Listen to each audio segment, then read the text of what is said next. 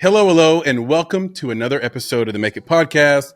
And yes, it is your host, Chris Barkley, and with me is my good friend Nicholas Nick Bugs. Bugs. Come That's on, right, man. Nick. But do I need any introduction? No, sir. At this point in the game? No, sir. Okay, very good. No, sir. With us today in this special episode is, of course, producer Papa Bear and intern Sam. And together, we want to tell everyone out there Happy Holidays and Merry Christmas. And what we have prepared for you today is a special episode. No guests per se, but yet lots of guests. It's almost like a riddle. There will be lots of guests, but yet no guest. There'll be lots of us, yet we won't be here at all. And the reason why is because we are doing a clip show this time. So this episode is a clip show. We are going to share the best moments of 2024, and it was just an incredible year. So for all those people who are on the podcast or part of the podcast this year, and you don't find yourself in the clip show, please do not take that personally. It was incredibly difficult to pull these clips out. I mean, we had so many, and we had to whittle it down so that this episode was actually consumable within a decent amount of time. So with that being said, well, Chris, let me jump in and say, do you guys I know you said it was okay. it's the best of the clips, but I think that these are just some memorable clips. And I can see us. I mean, we've done callbacks to previous episodes before. I'm sure we'll do that again throughout the year, but these are definitely some memorable clips. And for whatever reason, now at this time, when we look back, those are the moments that I think we reflect on a little bit more than others. So I wouldn't say they're the best, but very memorable and great to kind of close out the year. In the eye of the beholder. In the Bible, right. Yeah. I don't know, Papa Bear, what process you went through, or Sam, what process you went through to get your clips. For me, I looked for things where there was sort of not just things that stuck out, because so many things stuck out, but things that might be missed by the audience, and in times where I think that either something unique happened or that what we were saying is incredibly evergreen. So I hope that you guys sort of went through the same process. And before I get started, can I share a special note from Nick, please? For Christmas. Well, Chris, wait 1 second. I want to mention you just actually gave us a riddle without even realizing it. No, did I not realize it? Yeah, you didn't realize it. What sticks out? You ready? You ready for it, guys? Yes. Yeah. What sticks out but would never be missed by our audience? What sticks out but would never be missed by our audience? You ready for the answer? Yes. I almost played something terrible, but yes, go ahead. Sam's polls. Sam's polls. Yes. I knew that's what that was at. Yes. I almost said it. See, I knew. I was waiting, man. I was like, I'm looking at you. I was like, he knows. By the way, I'm having a wonderful little Christmas chocolate raspberry cocoa here. Nice. Shout out to Limit. Limit, if you're listening, LMNT. Hello. Sponsorship. Hello. Yeah, we love it. And Nick, I would love to know a little message from Nick before we get started with the clips. But we say that in love because we love you so much. So, in love and respect and adoration and admiration, remarkableness and all the things, you know what? Go yourselves. Okay, and with that, we are ready to start our holiday clips. And I have two to get us started. And the first one is, let me just give you a little context. It is from our episode with the one and only David D. Birdsall. And it is one of these things where if you've watched this show long enough, been a fan long enough, you know that me and Nick have each other's back and we compliment each other all the time. And we sort of reinforce each other's ideas a lot. This was the one time, maybe this year, where we were in absolute disagreement, and it really, really showed. And the inside baseball on this was that we had, in the pre-talk with this guest, we had basically told him that we never, ever fight. And we've never, ever had a fight in our life. The more you guys can fight, the better this episode will go, I think. Well, man, look at it. He's setting us up, bro. Like, we disagree, but we never fight.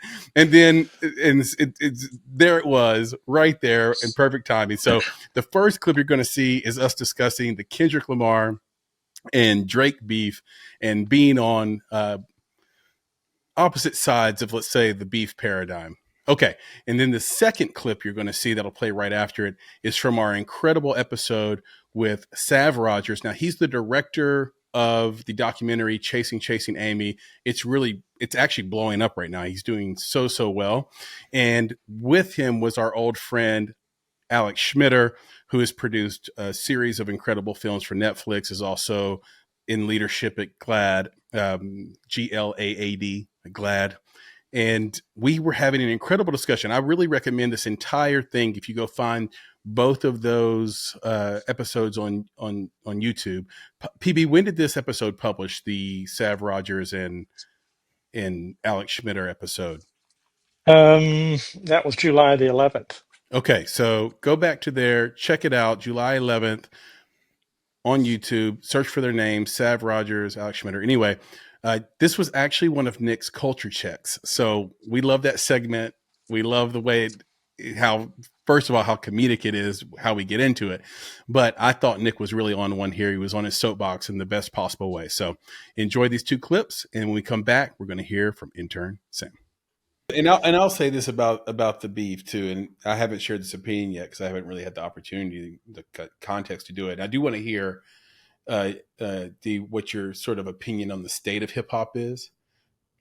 You've got that history. You've been in it a long time. But, I was saying this to one of my homies that the truth in a diss track really, really matters.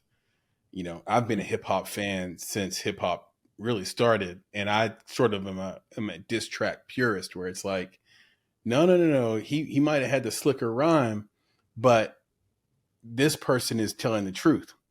And so I thought with Drake's rhymes, he was saying things that were true about Kendrick that were verifiable, like domestic abuse. And Kendrick was just saying things that the internet would react to. I mean, let's be real. He had one song that had one line that got everybody crazy, and it's probably A minor, right? Like, that's not true. It's just something he said that was dope. Whereas if you look at Bomb First or Hit 'Em Up, Pac, for the most part, was saying stuff that was true. When you look at Jay-Z, we look at Nas as having won that battle with Jay-Z. But Jay-Z's stuff has stood the test of time because everything he was saying was true about Nas. And Nas was just calling him names, Camel and all this shit. So to me, sometimes we say, oh, the person that won or the rapper, the artist that won is the one that made us enjoy it more. Versus me, I say the rapper or the artist that won is the artist that was saying the truth more. This, in case in point, would be Pusha. How when he won his rap battle with Drake is because he said something that was so true, it revealed a secret about him that he was trying to hide from the world. And so Pusha's kind of beat Drake in a rap battle twice now because Exodus, I think it was Exodus 23, whatever it's called, was crazy dope. And then the latest one where he outed his son. So to me, I don't know what you guys think about that. Because to me, Drake won because Drake was telling the truth. I'm gonna let D in on that. Kendrick was just making stuff up. I think Kendrick was saying some truth too. But it's not verifiable. Well, I don't. Whereas Drake's is verifiable. It's not Drake's, maybe not verifiable to me. And so that matters right now. If it ends up true, Nick, then I'll change. I don't want you to change your opinion. All I'm saying is, I will. From my perspective, I I'm just saying I think a lot of people believe that what Kendrick said is true. So it's not just why do they believe it? Some stuff. That's what I want. I'm not worried about that. Why do people want to? You're believe worried about that? I just think that when I'm not worried about it. I'm saying why. Well, maybe I do worry about it because exactly. The topic of the conversation is we're in trappian times, right. Where it's like you can just say anything. You can just say stuff, right? I'm against that. You're not. So what I'm saying is, I think that. I didn't say that either. So you're kind of saying I'm not kind of saying it. So what I'm saying is that there are some people who believe that what he's saying is true. So they're taking it as. Are you one of them? I don't care about other people. Or do you think it? I want to know what you say. I want to know. I understand. Do you think it's true? I'm trying to get back to D-Burp. So anyway, okay. My point I want to hear what is D-Burp that I think that that's what's happening is that people are believing and they're taking it as true. And then in addition to that, he did drop some things that were like, oh my gosh, like that was tight. Like you were just like, yo, he rapped the shit out of it. I'm not gonna did. Plus that felt like hip hop. That the sampling, Kendrick's a the poet. beats, like everything about that felt like hip hop. And that's where I think the beef is. It's in hip hop. There's no beef in pop. You know what I'm saying? Like who beefs in pop? You know what I'm saying? So Eminem it felt he can. Eminem beefs in pop. Eminem can beef in whatever he wants to. Right. But what I'm saying is that I think that's where the battle went for him, is that he got that part of it, which is like there's a raw hip hop. We're beefing like old school. And that vibe is what really grabbed a lot of people versus what Drake was doing. Kendrick's a modern day Rilke. I will never deny that. By the way, love his music. A lot of people didn't like his last album. I thought his last album was actually a stroke of genius. I've never heard anything like it in hip hop, period. So I'm not being subjective here because Drake is light skinned and I am as well. It's not a team. It's not a team light skin. Team light skin. It's not team light skin. It's not team biracial. Although biracials did dominate the Olympics this year, proving Dr. Umar is completely full of it. But like the point is that I just think for now Drake said things that are true. Kendrick didn't. You're talking about other people I don't know and not talking about yourself. D-Bird, go ahead. Well, I said that. No. You said your piece. You said your piece. Let D-Bird go. You see that? He tried to drop the last word and like, no. Like, I'm saying, like, that's not how this is going to go. So anyway, yes, I wanted to say that because, again, I think that's the sentiment around why he's at 78% of the poll versus everybody else. But D, go for it. Yes, yeah. I'll just say that this is probably a hot take, but when they first dropped diss tracks against each other, I felt a huge womp womp enter the room. I was not impressed. Everyone was excited that like two of their favorite artists are battling. It's like, oh, we haven't had this in hip hop for like 15 years. That's awesome. That was needed. Yeah. I just wasn't impressed by the rhyming. I was like, this isn't diss tracks. So I literally pulled out a beat and I was like going to write a diss to both of them. Like, come on, you can do better. Oh, I love that. And then the diss progressed because they, I guess, just did a light tap just to see if the other one would hit. And then, like Meet the Grams came out and then Drake hit back and then Kendrick again, so then I was like, never mind, I'm wrong. Like I'm just absolutely wrong.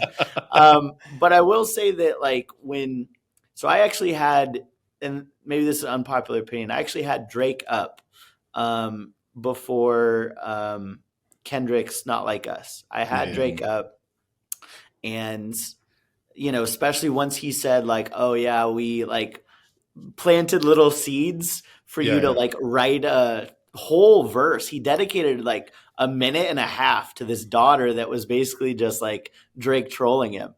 And that I was like, Drake won. That's exactly my point. For the reasons Chris said, I was like, you can't, like if he doesn't have a daughter and he did that on purpose, then everything he said is just null and void.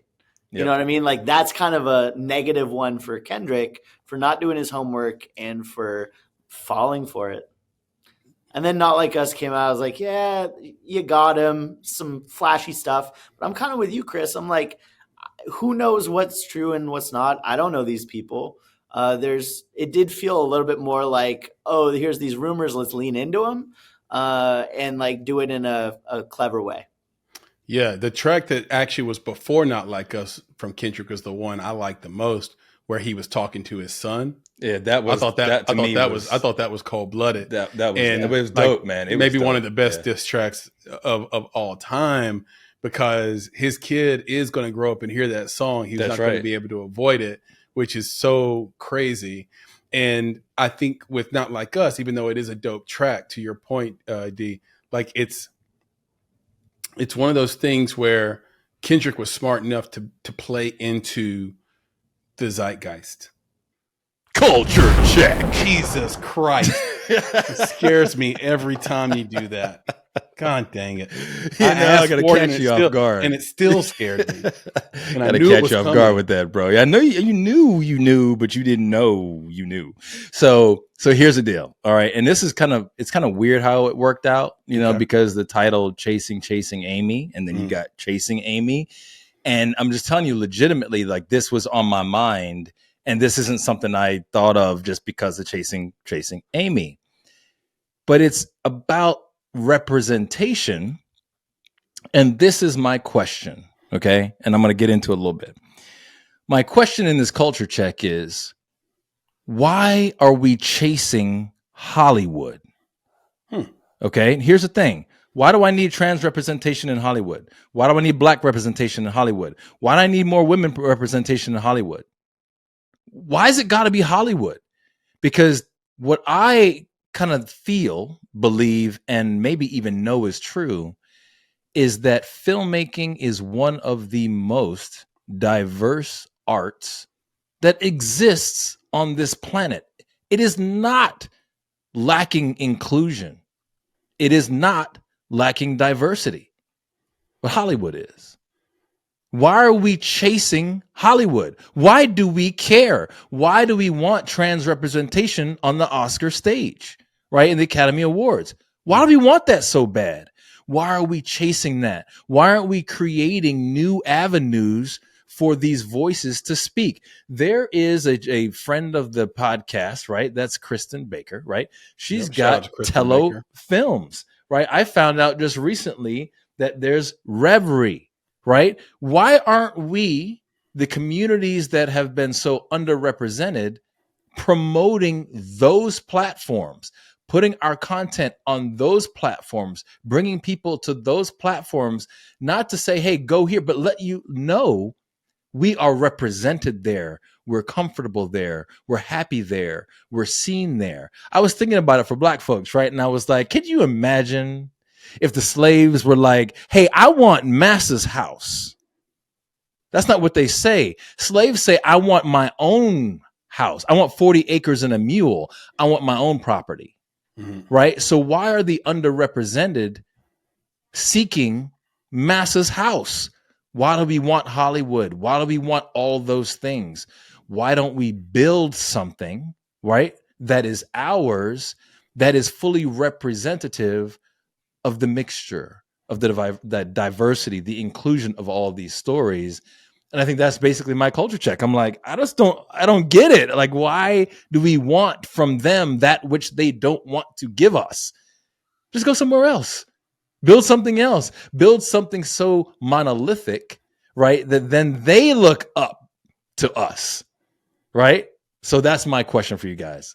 Why are we chasing Hollywood? I love this question, and I think that we're going to get to share, like, the both and of it, because I think I shared a statistic in my last time here in 2021 that is still true to this day, that more Americans believe they've seen a ghost than met someone who's transgender. And what we know of film and television is that it is one of the most expedient ways of personally familiarizing someone out in the world if we can't go door to door. So, Nick, I agree with you. It's like, if they don't want us, they don't get to have us. And I think there's an opportunity to push these institutions towards better art form, more creativity, refreshing stories that inevitably include us, because that's reflection of the world. And we know that familiarity, especially when it's personal, breeds acceptance. We need acceptance really badly right now. It is not easy to be trans out in the world, especially if you're a trans person of color.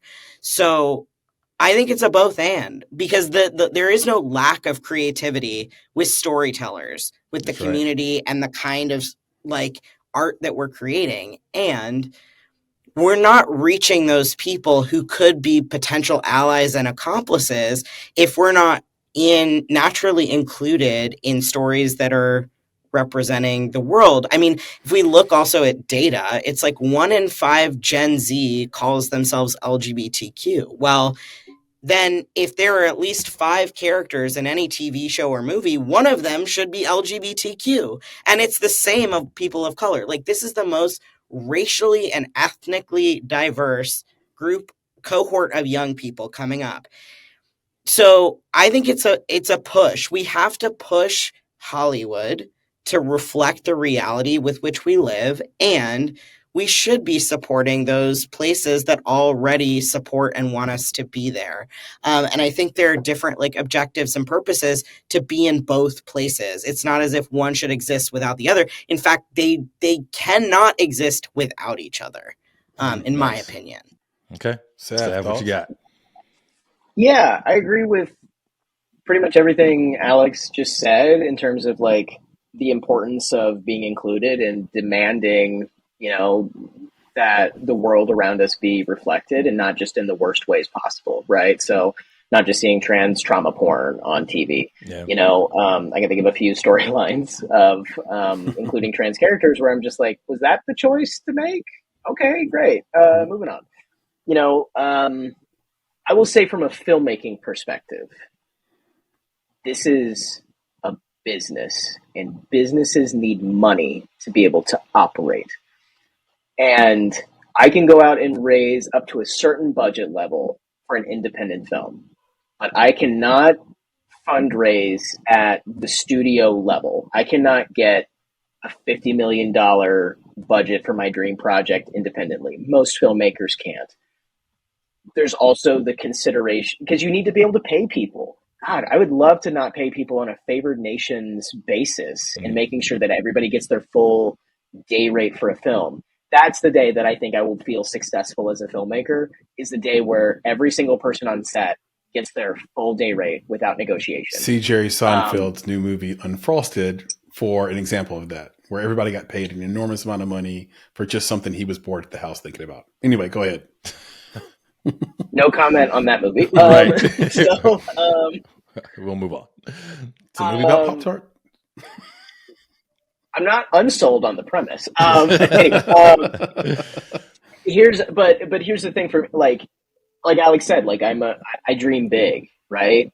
And in terms of distribution, the movies that I dream of are like Barb and Star Go to Vista Del Mar, or Who Framed Roger Rabbit, things that are really The Truman Show, things that are really innovative within the cinematic space. And you need money to be able to do most of that. Money is not, creativity. You can always get around things. I think a healthy budget cap can actually breed more creativity than if you just had an infinite amount of money to do anything. The constraints, yeah. Yeah, but I also needed to connect with an audience. And we're in a phase where people are building a lot of new things. But I want millions of people to see the work that I'm making.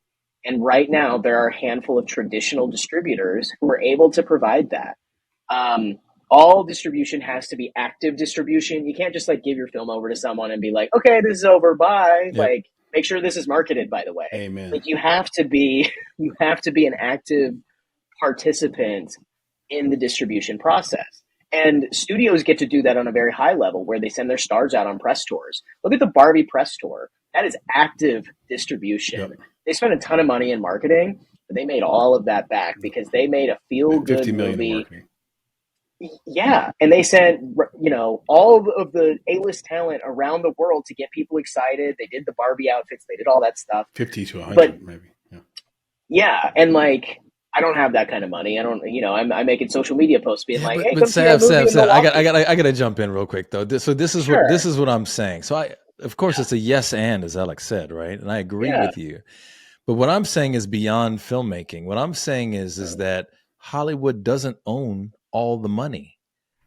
There's money in a lot of places. A lot of people have it. And I'm just trying to figure out why the people with the money that are part of these communities aren't creating these avenues for success. There are people who make multiple millions of dollars a day, right? Who are part of these communities that would still rather put the money into Hollywood and figure out and let Hollywood do their thing than create their own avenue. You can do marketing without Hollywood. It's not specific. right? So that's my thing. It's a bigger, broader thing. Like, why aren't these communities saying, you know what? We have resources. We got money. Let's just do it without you. Because here's my issue, guys, right? Here's my issue. My issue is that sometimes the representation that you get from Hollywood, and when I say you, it's all of us, because I see it from me too, as an African-American male, is not representative of me. That's someone's interpretation of my representation. So why continue to flood the money into Hollywood instead of creating new entities and new avenues where the representation is, as Alex was saying earlier, should be authentic? And that's my issue. I'm telling you right now, when I watch women stuff and I watch black people stuff and I watch transgender and I watch gay stuff in Hollywood, I don't like any of it. I'm like, y'all are too on the nose with this crap. It's in my face. Like, it's not Nick, how authentic. would you find the other stuff if they're not being marketed? And there's so many. No, you can market it though. In marketing, do you know how many marketing companies there are in the world? There's a bajillion of them. I think bajillion is an actual number. What I'm saying, you're going like this. People have Where's money. the money come from? That's what I'm saying. It doesn't. I know, but listening. what I'm saying is that not all money is in Hollywood. There are people who are part of the LGBTQ community, just like there's black folks who have a grip of money who could put behind these films to do the marketing. Like, it's not specific or peculiar to Hollywood. And that's what I'm saying. Like, that's the next step, right? It may not be happening now. And I see where you are, Sav, 100%. Like, we get it. It's all in Hollywood. They got it. And if you're a filmmaker, that's what you want. I'm just saying that the community these communities, right, could really do themselves a service by saying, we actually don't need that. We can do marketing on our own. We can do distribution on our own. We can get authentic filmmakers, authentic storytellers on our own. They can get it to the theaters on their own. They can put it on streaming or create their own streaming avenue on their own. So what is it that, maybe, again, I just don't know, that Hollywood's got a lock on? Well, it's not a lock, but what you're really advocating for is the creation of another Hollywood. Or multiple. And Hollywood was already created by a group of people who were being discriminated against. They literally fled New York and moved to LA. That's why Hollywood exists where it's at. We're talking about Jewish people. So it happened once before. Maybe it could happen again. But what did the Jewish people do? They connected themselves to financiers. That was the shift in Hollywood.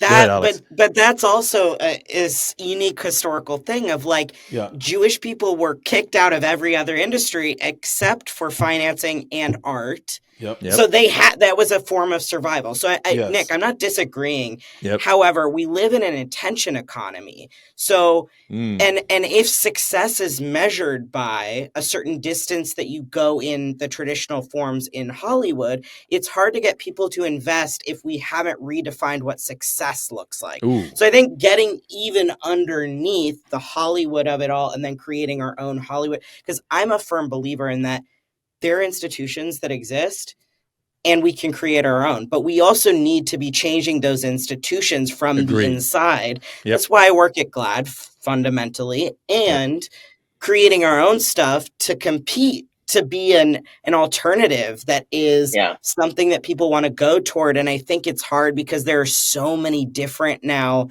channels that are trying to compete rather than banding together, combining those resources, frankly, because there's so much. So I think we're all in agreement. It's just the money is tied to what the definition or the appearance of success is. And we haven't yet established an alternative that people feel excited and compelled toward to put into because they want to feel that comeback. That's what I think. I believe in you, Alex. We could talk about this for another hour. That's how deep the subject really goes when you talk about it from a detail standpoint. And look, I mean, again, I'm what Alex said. I don't disagree with you, but I think there's pushback to be had there because it's another one of those. Here's the philosophy, but here's the practical. It's impossible to disagree with you philosophically and principally. Like it's perfectly put out. It seems like it makes sense, but when you get down into the practical, I've been in rooms with investors. If you just say the word movie, it leaves them running to the door. So it's already a scary investment. It's because an investor that has a lot of money isn't looking for 15% back in the waterfall or 30% or whatever they get. They're looking for an 100, and they're looking for 30x. 10. They want 100x minimum. They want the next unicorn. They want Uber. And they have a choice. Like, yes, there's a lot of money, but there's also savvy. Am I going to be a savvy investor? And maybe I'm a fund manager even. Am I going to be a savvy investor and invest in this film that I have no track record on of success? Or am I going to invest in this brand new net new technology, which, by the way, when Hollywood was invented, to Alex's point, was a net new technology. If you create another Hollywood, you are essentially trying to cash their lottery ticket again. And instead of having something net new that everybody could invest in, Nick, what you would end up with is an echo chamber. And so that's where I agree with Sav. He said exactly what I was going to say. It's a business. You don't want to make movies where you're going to get glad handed back and forth and you're going to give each other lip service over and over because we're the same. And then there's a sense of broad messaging. How do you change the world if you're not presenting your films to the broadest possible audience, which means you have to bring more people in. You can't just have a section that's about this group or that group or whatever. I think there's a lot of considerations you have to give to the importance of fighting the good fight and trying to get the broad message out to people who aren't necessarily already your friend. All right. So for my clips, I wanted to pick, a couple special ones. So for the first one, it's talking about one of my favorite topics, which is sequel fatigue. It's from an episode titled Why the Best Movies Aren't Just Sequels, Balancing Originality and Profit, released on August 27th of this year.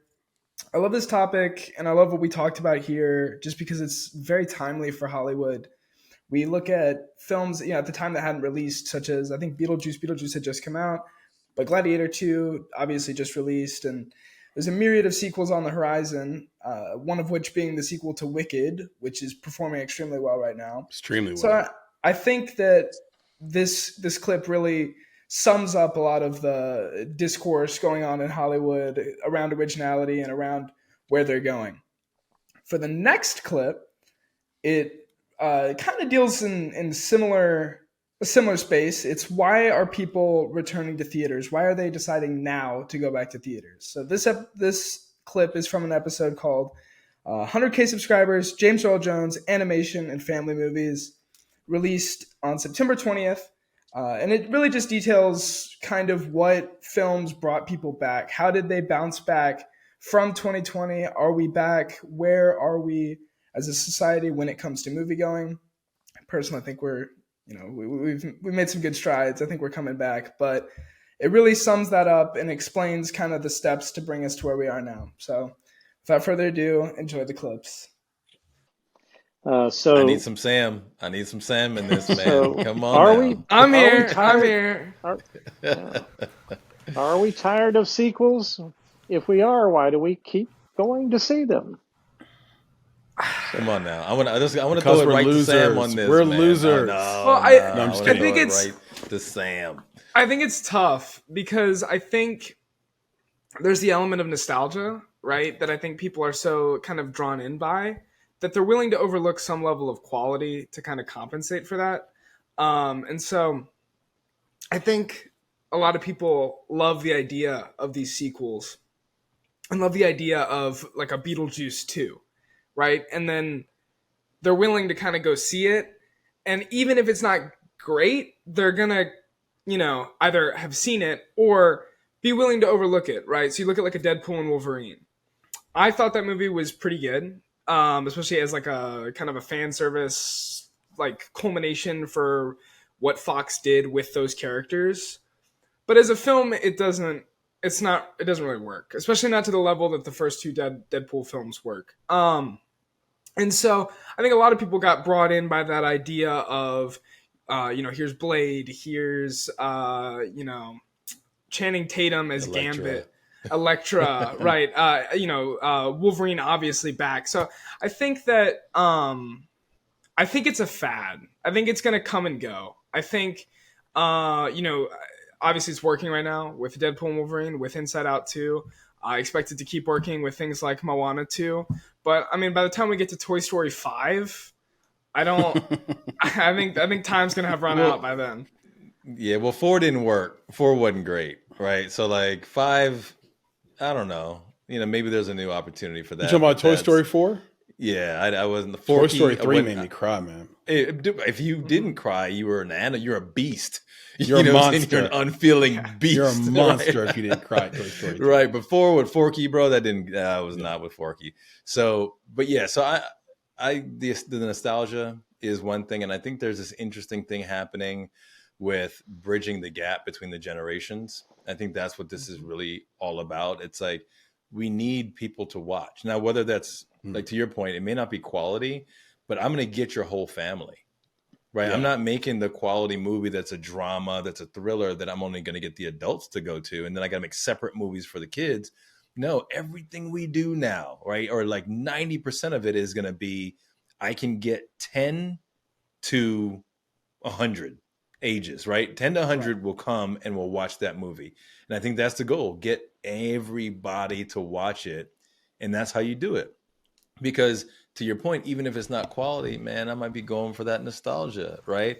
Or the kids, as Chris always puts this, he's like, kids are stupid, man. Kids are dumb. So it's like from the ages of like 10 to like 16, I would say, it's like candy, bro. Like they're just taking every sequel and everything, and they don't have. What did you have for dinner? Sour Patch Kids. Yeah, exactly. Right. Yeah. That's it. What did you have for dinner? Teenage Mutant Ninja Turtles 17, right? So it's like they're willing to take it because they don't have that taste yet that we have. So, but it's interesting because, one of the things that Chris recently shared, I believe it was Chris, was this whole idea of what Gen Z is watching.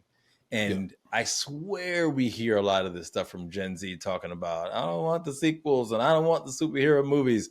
And then you look at the data and they're going to see it all. They are consuming every last bit of it. It's like, come on, man. Yeah. And I'm an offender of that. I mean, I see a lot of stuff, I see pretty much every big release. So it's not like it's special, but like I'm talking about this here. I saw Twisters. I saw Deadpool Wolverine. I saw Inside Out 2. I'm going to see Beetlejuice 2. Like, I'm going to see it all.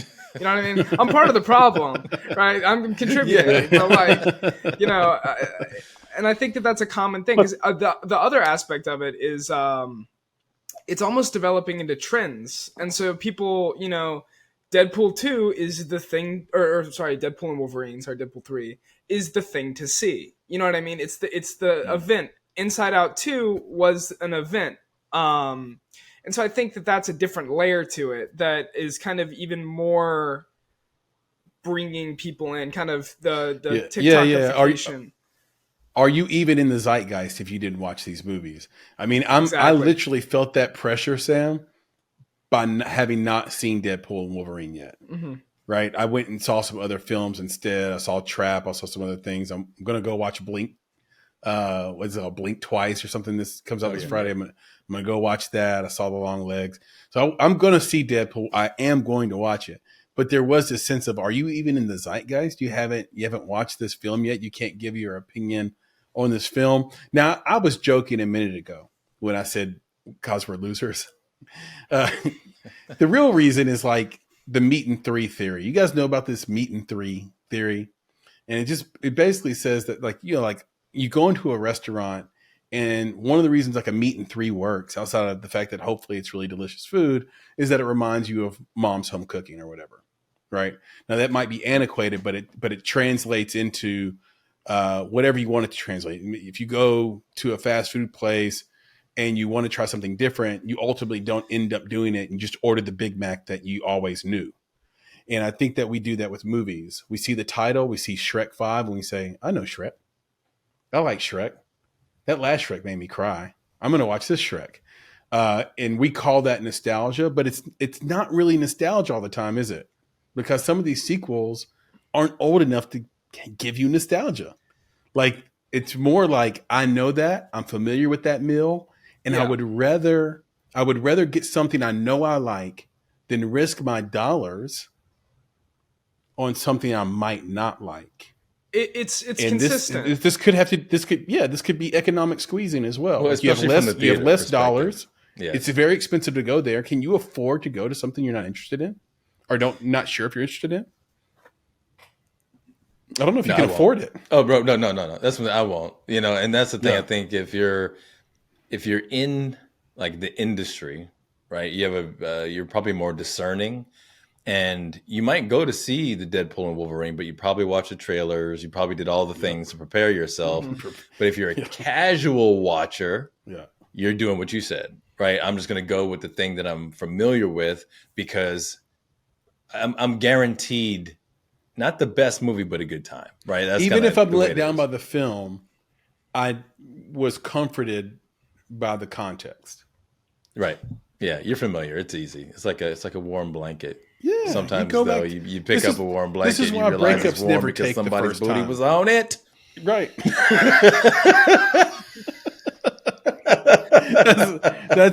Listen, this is why breakups never take the first time. You got to break up with, if you've dated somebody more than 6 months, you have to break up with them at least twice. It never takes because they're so familiar. A week goes by, you get that the text boomerang message. effect. Huh? Yeah, you get that text message. You're like, yeah, we can talk, and then talk ends up at now you're at her house, right. and then Netflix, chill. Then the next day goes by, and you're like, God, I really don't like her, or vice versa, and then you break up with them again, and you say, really, really, really, it's not you, it's me.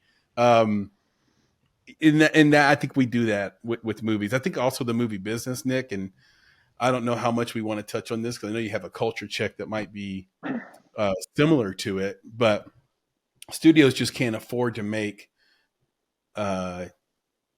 movies for theater that aren't going to make their money back.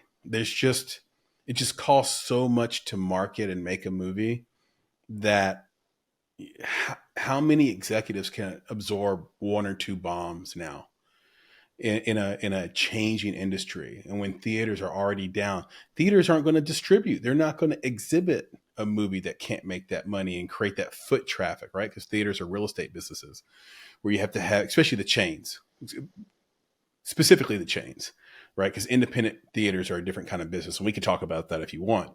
But these chains have to sell food at scale. They have to have foot traffic at scale. And they're not interested in, After Sunset anymore. They want, which is a great movie, They need Marvel. They need the MCU to work. They need DC to work. They need these films to work. I think just to stay in business.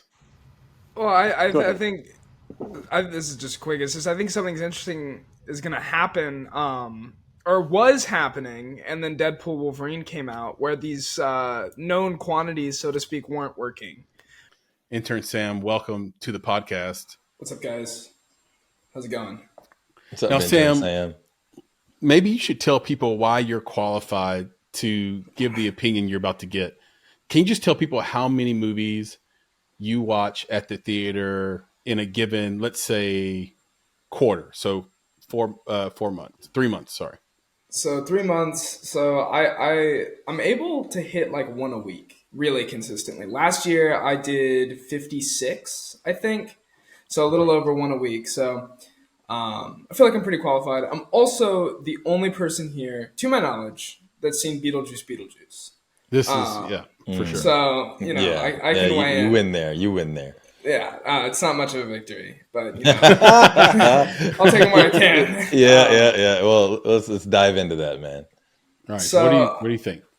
I think looking at this like on like the box office as a whole, I think that this year is already obviously performing far better because I think it's a lot more balanced. I think we're finally getting away from that kind of drought that was still plaguing a lot of 2023. I think 2023 had films that got moved because of the strike as well. And so while that year was really pulled up by Barbie and Oppenheimer, I feel like 2024 has been able to be more mellow. We had releases like Dune at the beginning of the year that did very well. That's a good point. Inside Out 2, almost obviously. Forgot that Dune came out. Yeah, I mean, and it did extremely well, especially for the comparison to Dune 1. I mean, I think it Papa was Bear's Is Inside Out 2 the biggest movie of the year so far? Inside Out 2 is on the top of the worldwide box office this year. There you go. Yeah. It's made a Billy. Anyway, go ahead, Sam. Well, I was just going to say, I think that Dune 2 was that leader until Inside Out 2, which I don't think anyone would have predicted. But I think it's interesting. So I think we're getting some, successes in different kind of weird spots. And I think that we're at a really strong spot with kind of releases and how they're doing and how the box office is performing, especially going into what is the high volume time of the year, being fall. I mean, we still have big releases like Gladiator 2 and Wicked, which release on the same day. I don't think it'll be quite a Barbenheimer, so to speak, but I think that still could. It could be an interesting thing to look at, though. I mean, those are two tentpole releases. I think it will be. It's almost like extended summer, because I wouldn't traditionally call fall a high volume time for movies. It's getting into award season. You usually got movies that have less known actors in them, smaller budgets, and theaters don't do as well between September and December. But they're extending summer, right? Beetlejuice just released, and like you said, Wicked's going to crush. It's going to do well. Yeah. It's going to do really well. And then basically there's a dip until your Christmas, Halloween, and Christmas movies come out. Right. And a lot of times those Halloween movies just don't do what they're supposed to do. But I think we're actually going to have a lot of really good scary movies and horror movies this year. So it will be interesting to follow this for the rest of the year. I think that horror is kind of having a big moment. I mean, horror movies always do well, especially when you look at their budget in comparison. But even you look at the release last year, Blumhouse released Five Nights at Freddy's, which was always going to be a success. But, I think from there, you see the path. And, we have Long Legs already was a smash hit. And Maxine did really well, especially compared to its budget. And so I think, looking at something like a Smile 2, that's going to perform. Smile 1 performed. You know what I mean? And so what a premise, by the way. Oh yeah, it's crazy. Especially it's crazy that's I don't know if you guys have seen the trailer. It's kind of off topic, but the trailer for that versus the trailer for Trap are the same idea. It's the same principle behind each trailer. So it's just super confusing. But yeah, I mean, I think the box office is in a super firm place, and I think looking at the release schedule for next year is insane. But wow, what's happening with what is making? Are there a lot of Sams out there and we just don't know it? What's making everyone go to the theater, in your opinion? I think Barbie did a lot. I think Barbie did a lot for turning. This is a concept I've talked about at one of my film classes, but I think that Barbie did a lot for turning the theater back into an event. So kind of taking it from this idea of just I'm going to go see a movie, which is how I treat it. But, I think most people just sort of kind of forgot about it, especially after COVID. There wasn't a lot of really good stuff for a couple of years there. And so I think Barbie brought back this idea of let's go to a movie. Let's do this. Let's make this an event. And then once people were back into it, they were kind of reminded of the experience of it. And so I think they're more willing to go now. It just took you had to break the seal. And I think Top Gun Maverick was also responsible for that, as was Avatar. That was fantastic. Yeah. Way of the Water, where they were, to a lesser degree than Barbie, but these big releases that sort of encouraged people to come out and come back to the theater and sort of make an evening or make an event out of it. Yeah, I think a lot of it's organic, and it's back to what you said earlier, Sam, about and other things that were happening at the time. It's just we're getting out of that now, right? Mm-hmm. We're going back to wanting to be with other people, and I think that even the theaters, I know around me, they're all changing into different experiences, right? You can order food ahead of time, and they're going to bring it to your seat. It's different. They've offered all these new options. I don't know about the theaters near you guys, but man, every time I go, it's I got to pick. All right, do I want to watch this thing in IMAX? Do I want to watch it in 3D? Do I want to listen to it in this premiere sound? The seats are all leather. They all recline. All these different things where it's just they're making it better. They're inviting us in. So not only do you have a lot of movies that are doing well, but we want to be out there with each other, with friends. I think still the theaters are the centerpieces in some of these town centers. I know that a couple places that are near me, it is literally at the center of all of these shopping centers where people go hang out, right? There's a boardwalk, there's a man-made pond or lake that's there. People jog around there. There's music playing, but right there in the center of it is the theater. So I think that's also part of it. It's just we're wanting to get back to where we were before, which is, it is, like you said, Sam, it's part of that experience of dinner and a movie, or we go out and hang out and watch the live band. Dinner in a movie. See a movie, right? You know, dinner in a movie, right? So I think that's what's happening. And I think it's great to see that, you know, whether it's, for sure, we talk about the box office itself and what they're doing with movies. It's just great to see people back out there hanging out with one another, whether it's, you know, at any age really, or going as a full family to see these things. So I'm excited about it. I hope it continues. And I hope we can keep away any of these new, I don't know, what's the next one? The monkeypox, and they got all these. Yeah. I'm like, yo, just well let's not came go back in 24. You know? It didn't stop anybody, and I think people collectively said within the society, I don't care if I get this. Right. I've gotten it a few times already. Had it 3 or 4 times right. already. You know, I really feel that people are saying that without saying that within a certain demographic of people. Of course, I think there are people who should not get it. Absolutely. Right. I think also I agree with what you're saying, Nick, for sure. And you as well, Sam, in terms of there being a confluence of things, an aggregate of things that are all giving us this outcome. But I looked at some ratings over the last weekend. As you guys might know, the NFL season kicked off in earnest this last weekend, and it was the largest ratings they've ever had. And football is already the highest rated show on any channel wherever it plays. If you look at the top 100 shows from last year, 93 of those shows were football related. One of the 7 shows that were not football related was actually related to football because it was a show that ran after the Super Bowl. So it got huge ratings because people had just finished watching the Super Bowl. So in a way, 94 of the most popular 100 shows from last year were football related. Now we're in 2024 and it has the highest ratings ever. Well, what's the cause of that?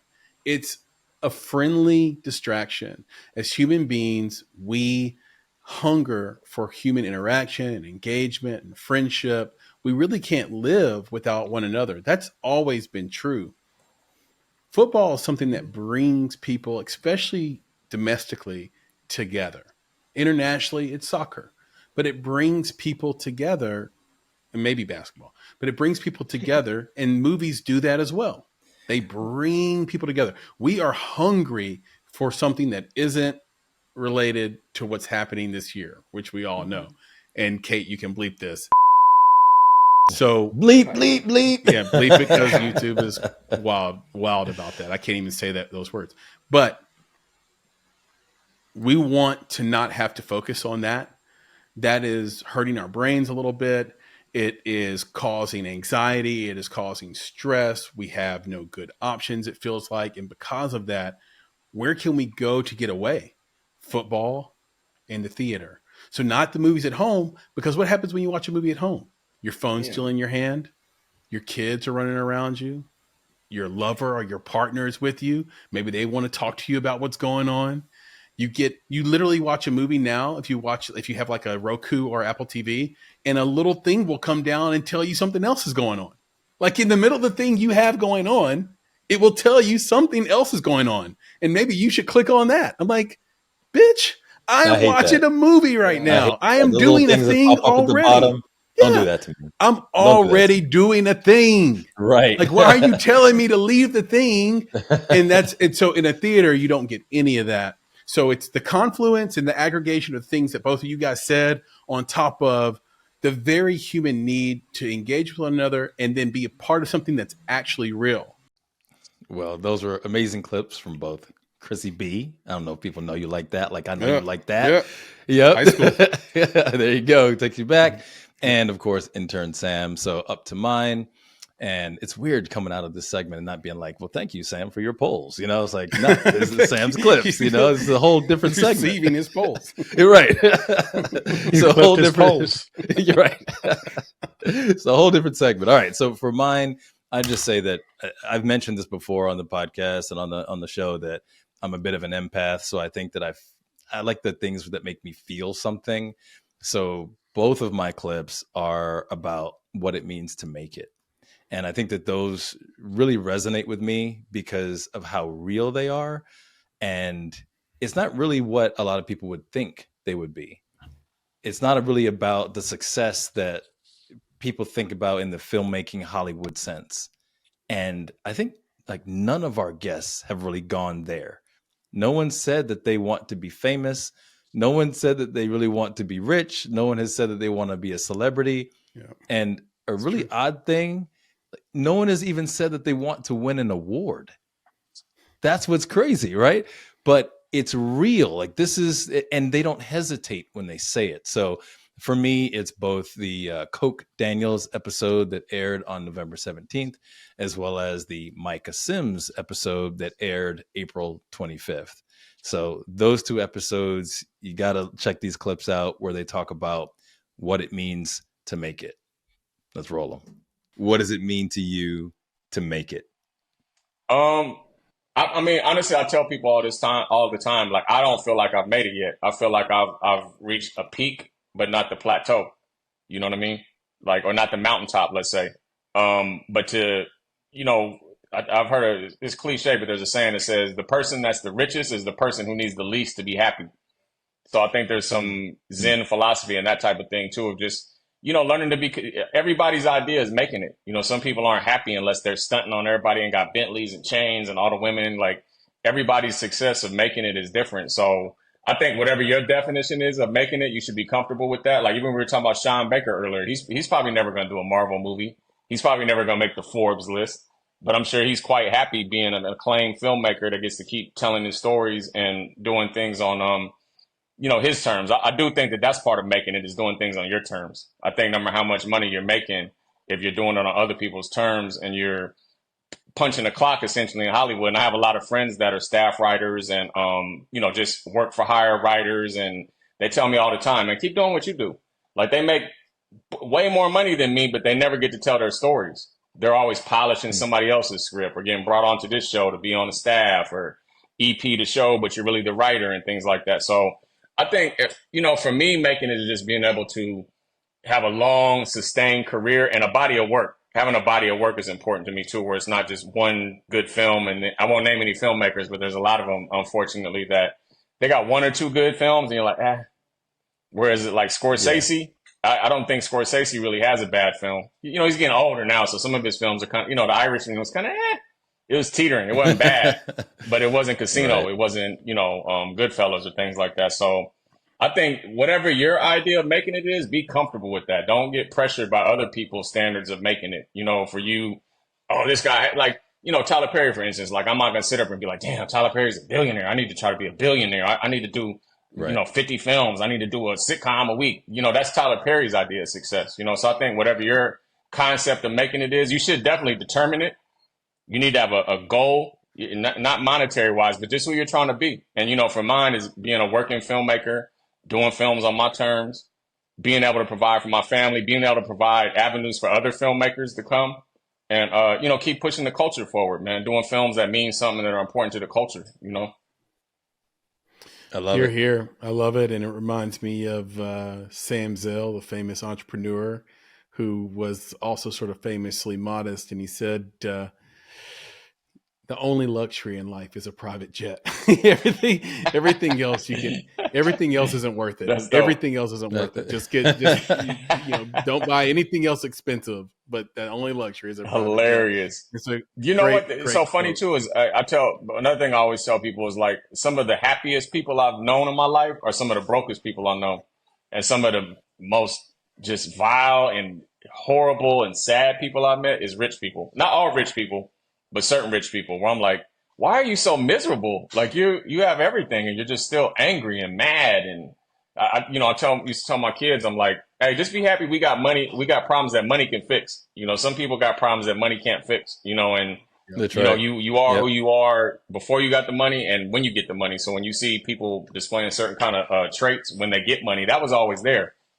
It's just the money gave them the ability to feel comfortable to bring it out. So just, man, be comfortable in your own skin, run the race at your own pace, whether it takes you, a couple years of making in films or 20 years. Like we were talking about Sean Baker. I didn't know he had been at that long. I've been doing films 20 years now. So it just, it's a marathon, not a race. I will leave you with this. I'm curious, what does success look like to Micah Sims? What does it mean for you to make it? Yeah, I think success is kind of evolving. I think for a long time, I wanted, my goal was to have, ASC after my name. Okay. And I think that is, I would still obviously love that, but I think the chances of that are going down quickly. But I feel definitely earlier in my career, I felt like this need to like do bigger and bigger work and to grow like where I was working and how I was working and who I was working with. And I don't feel that anymore. Like I get a lot of contentment from my family.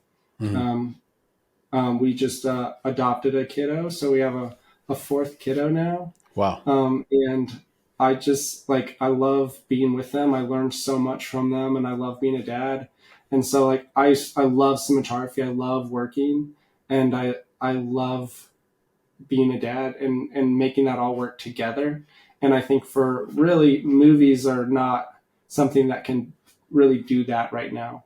Unless it was like a shorter run or my family could be with me or something. So, hopefully in the future I'll get to shoot more movies, as my kids get older. But I just am content. I'm super content with the people I get to work with. I love, people like Maki, like Ryan, another buddy, Isaac Stambo and Rudy and David Perry. There's so many I'm not even naming. There's just so many good guys out there.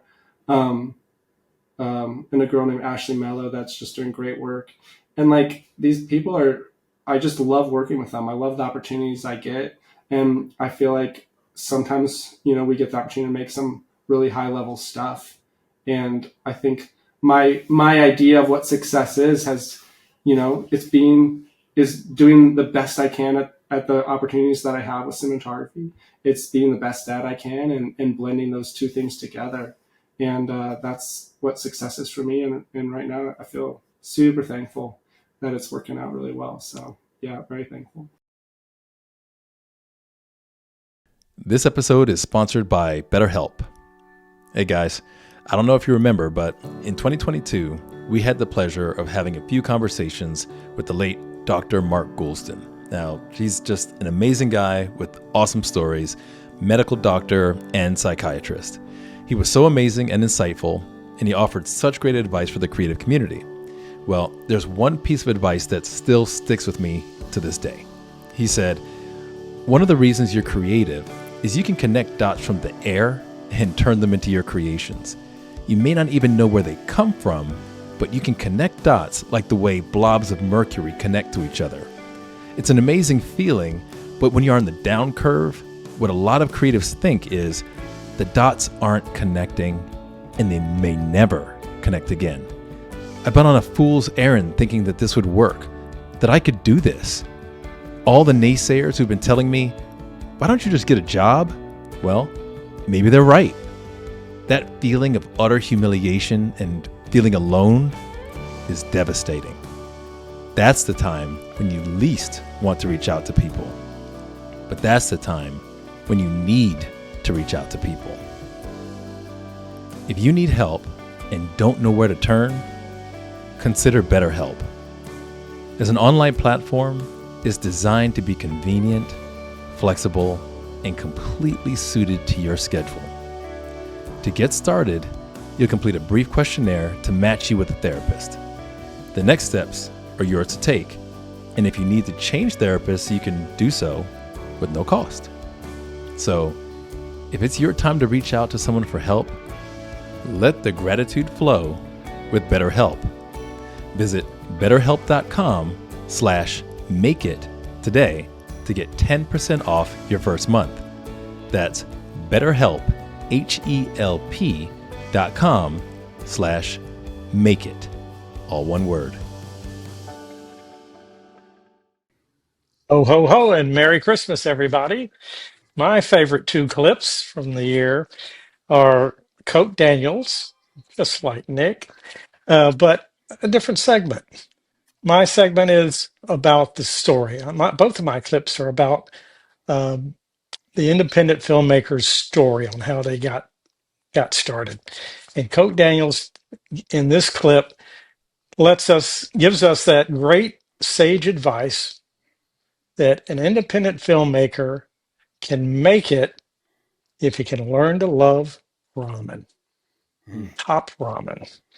And my other clip is from the episode with Nicholas Mim and Rostam Safari. And this is their story. This Love clip those is dudes. from, yeah, this clip is from where they tell how they got the idea for their film Bujan, and it involves Rostov's grandfather and his stories from Iran. So I thought they were meaningful clips for independent filmmakers and how to get your film going and where to find a story. Play the clips. Yeah. It seems like this podcast was inevitable. Yeah, for sure. Well, we're both light skinned, so you weren't at the meeting. You weren't at the last light, and you let him call you chocolate. So we're gonna talk later about all that. You know what I'm saying? You're right. He's like, man. I'll tell you my chocolate secret. And caramel. He's like, yeah, you gotta stop tripping. I'll tell you my secret is how you get called chocolate as a light skinned dude. Oh man, I don't even know. I'm from the Shaolin Temple as well. So. Exactly. That's right. Yeah. 36 chambers, the man. Hung Low Temple actually is the cousin of the Shaolin Temple. Yeah. Right. Hey, no, see, Chris, I mean, he practices. No, you practice that, man. Oh, nice. You practice that. I practice Long Wang. Okay. So you ain't gotta. Yes, yeah, like namaste. Yes, yeah, that's right. You're ready. Watch this. Ready? Yeah. Yeah. Well done. Well, you bring up Eddie Griffin. I am curious. This is really great for filmmakers to know. I mean, you're in hip hop. You're in this. Loud Records was super legit. Yeah, man. I'm an old head when it comes to hip hop. I remember Loud Records. I feel like I remember Madcap as well. Yeah, How did you make that pitch to Eddie Griffin? Oh, so the dope thing about it is we were kind of on the rise at the same time. I'm not going to age myself. I'm a little younger than Eddie, not much though. But he actually came to the Madcap listening party. Okay. He was friends with we had a mutual friend that brought him to our listening party, and this might even been pre Def Jam Eddie. I don't even know if he was on Def Jam yet, so he wasn't really like becoming the guy. So okay. I went on to, Madcap. We went on tour. We were doing our thing. I did a second solo album with Loud Records. So it was probably many years later that me and Eddie reconnected when I came up with the idea for the movie. And, he remembered me and he just liked my tenacity and the fact that like a lot of people was coming at him with ideas. I had a script and he couldn't believe that. You know what I mean? He was like, wait, you got a script? Because, people, like I said, it was literally like the dinner of thieves. You just go up there, it's nothing but these comedians and actors and gangsters and models, and you don't know who's going to be sitting with Eddie Griffin, but it was always people pitching ideas. But I had a script, so he loved the script, and I think more so, to be honest with you, I think he just rocked with me, the script, because I wish I could find that initial script, because I guarantee you it wasn't that good. You know what I'm saying? I think he just really I think he liked the concept and he rocked with me, and also he kind of seen me on a different level because he seen me in Madcap first. He seen me, like we had our listening party at the Church of Scientology, and all the who's who of Hollywood was there then. Like, we were doing our thing. It's just, I eventually just fell out of love with music because all the things that were going on that still, unfortunately tarnish the culture to this day, with the gun violence and people getting killed and things like that. I wasn't about that. I was a Tribe Called Quest, BDP, Eric B. and Rakim rapper. And once it got away from that, I just wasn't really into it no more. So he took a huge chance on me, and he really went hard to get Baby's Daddy done. And I'm, eternally grateful to him. And in turn, I try to snatch people up like that as well. and see the the potential in them and invest in them, especially because urban filmmakers and creatives, like, it's a very small world, and there's not a lot of support. The majority of films that are getting greenlit every year are not films made by urban filmmakers and urban genres and things like that. So it's it's important that we yank each other up whenever we can. The talented ones. I mean, I'm gonna go with the talent first, but I feel like I gotta pay that forward because it had no rhyme. My story makes no sense as it relates to the film business. Even Miramax executives were like, "This was Baby's daddy." They were like, "Oh, so how many other scripts have you written?" I'm like, "None." They're like, "What?" They're like, "This is your first script that you ever wrote?" Yeah, I was so green, I didn't even. I was still half a rapper, by the way. I'm still coming around, smelling like weed, afro, sagging. Like, I was still, until I had to learn, like, okay, you're in a different lane now. you gotta move a little differently. Keep that grit to your artistry, but definitely, the presentation, had to become a little more refined, especially as I've gotten older. But my story doesn't make any sense. It's like, I wrote this script. I knew Eddie Griffin. I gave him the script. 2 years later, we're on the set of a $10 million film with Eddie, Anthony Anderson, Method Man, Michael Imperioli, Bei Ling, like I said, John Amos, man. He really, I was just reflecting on him the other day when he passed away, because he like, one day I'll just tell it, John wouldn't care. We came in, we were smelling like cannabis, me and one of Eddie's partners, right? So we breezed past John, and John is like, he leaned into me, he's like, and I just met John, and I'm still like, oh my God, this is John Amos. You know what I'm saying? Like, I'm not about to say nothing to this man, because I know how to play my position with Eddie too. I didn't try to overshadow whatever he had going on with folks. So I would always just lay back in the cut and observe, But he was like, "You got something to smoke?" So I turned, I was like, Wait, what? I said, "You smoke weed?" He's like, "No, I'm taking a survey." He's like, so we go outside, and I'm telling me and my other buddy Bird, rest in peace. He was Eddie's bodyguard. He passed away, but me, him, and Bird sat in this truck out in Toronto for probably like 3 hours just smoking, and he told us it sticks with me to this day, because it definitely is something to help inform me on how to carry my artistry, because I think he's seen I had that same kind of resilience and grit that he had that ended up not being the demise, but just definitely, this is why they got rid of him off of Good Times, because he was battling with the writers. Yeah, he didn't want to. That's right. He didn't want to betray stereotypes, and he was butting heads with the writers and what's my man's name? The iconic producer. Lear. I can't believe I'm blanking on his name. Norman Lear. Norman Lear. Yeah. Right. John even told me, he said he was getting into it so tough on him, he had to bring a gun to set a couple days, So but he just definitely gave me the speech about, man, your voice is way too strong to be a writer. And I learned, like, the industry really, they respect writers to a certain degree. It's definitely a filmmaker's medium. That's the ultimate voice of authority, So I'm a Leo. And I'm light skinned from the 80s, so I had to be the ultimate voice of authority. Like, I can't, I just couldn't, just like and I could have made a gang of money. I made a lot of money on Baby's Daddy just writing, but it drained me. It just wasn't creatively fulfilling. And so I went on that long, dark road of independence and ate a lot of top ramen. You know what's good about top ramen? Hey, you can mix it up with a lot of different things, and it becomes like a delicacy. Anything. That's you can put shrimp, usually hot dogs, but on a good day, you put some shrimp in there. You know what I'm saying? Man, the college thing was the hot dogs. I did that I don't know how many times. But yeah, you can spice it up, do a little shrimp. You got to, you get some onions, like some grilled onion up in there. Yeah, just close your eyes like I'm at Benihana's. But hey, get those chopsticks too, bro. Yeah. That's all I gotta say. Like, I never went that far. I feel you though. Come on, man. But I tell people all the time when I spoke at Morehouse recently to the film students there, and I told them, learn to love top ramen. It's gonna be your friend. Trust me. Yeah. And if it's not, you're probably not really good at what you do. That's one thing that I've learned too. I've seen people come and go. It's like, man, how does dude come in the film industry and get first film, $5 million, $10 million budget, but then he's not around no more because he didn't really go through the motions. You know what I'm saying? So I ramble a lot. You can cut me off at any time. You just want to be like, no, man. No, that's a great story. And I was going to mention something about Good Times. Like, what I also understand is that Esther Roll basically is the person who got him on the show in the first place. Yep. Because I believe that the show was supposed to portray exactly the whole single mother situation. Yeah. She was like, no, I'm not doing this if you don't bring him into the show to begin with. So she was already fighting that stereotype. I'm gonna tell you the truth. You know what? As you're saying it's crazy. We don't hear these stories anymore. You know what I mean? No. Unfortunately, we don't hear those stories of like, at least, you know, and I've been around, and I've been in everybody's office. I pitched everybody. So I'm pretty well in tune with the industry. And I could just say, for the urban film industry, Black Hollywood, which I always say doesn't really exist. It's just, you know, because it's, you know what it is? It's such a small space. So it's very competitive. Like I was explaining earlier, not a lot of Black films get greenlit every year. And then not a lot of Black filmmakers are allowed to level up and get into like episodic television or creating their own shows and things like that. So it's a very competitive space. So people don't really advocate for one another anymore. And I just, you know, I wish we could get some of that back because it's really important. Because I'm familiar with that story as well, that she, you know, insisted that she had to have a husband. And they listened to her. And good times wouldn't have been good times without John Amos.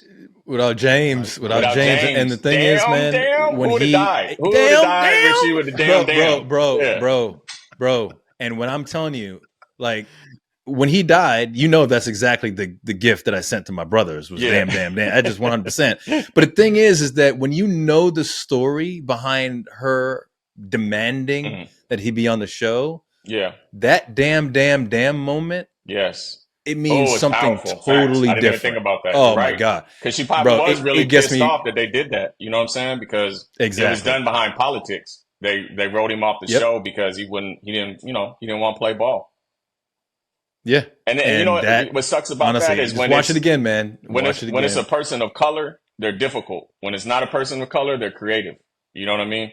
And it's like creative differences. All directors are difficult. You know what I'm saying? Because there's never enough money, there's never enough days, there's never enough creative control. You know, even though I do independent films, there's still compromises that need to be made, particularly as it relates to budgets. But it just, you know, it's very, you know, you shouldn't get, if you're a good filmmaker, you shouldn't get along with producers. Like, and they shouldn't get along with you. I mean, you can be friends later, you know, but when we're working and I'm telling you, I need this crane and you're telling me, no, we're going to go into overtime. Like, all right, we can go out back and settle this right now. Like, gentlemen.